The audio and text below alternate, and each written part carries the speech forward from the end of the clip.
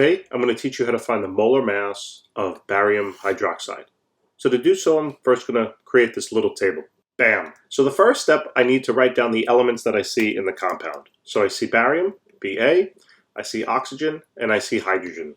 The next step will be to write down now the number of atoms of each element in the compound. So this is where the subscripts come into play. So at the bottom of barium here, there is an invisible one, and that means that there's one barium.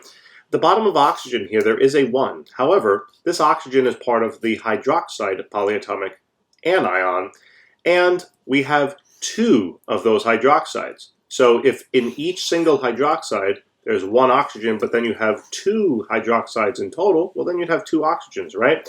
In other words, all you'd have to do is take this subscript and multiply it by that subscript to find the total number of oxygen. So that would be 2.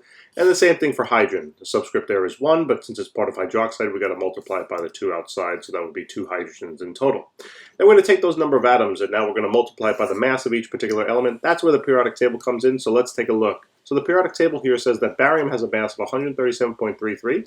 Now that could be in grams per mole if you're calculating molar mass, or in AMU if you're calculating molecular mass, right? Oxygen is 16, and then hydrogen is about 1.01. So let's write that in. So 137.33. 137.33 for barium.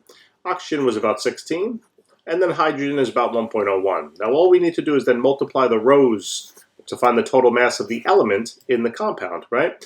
So the total mass of barium in the compound is 137.33.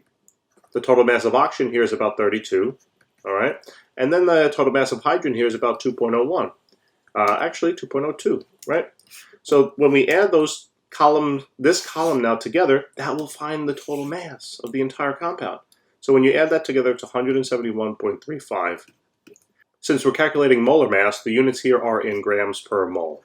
Guys, thanks so very much for tuning in. I appreciate it. I really do hope this video helps. And if it did, help us out. Like, subscribe, tell your friends. All right, we'll see you in the next one. Take care.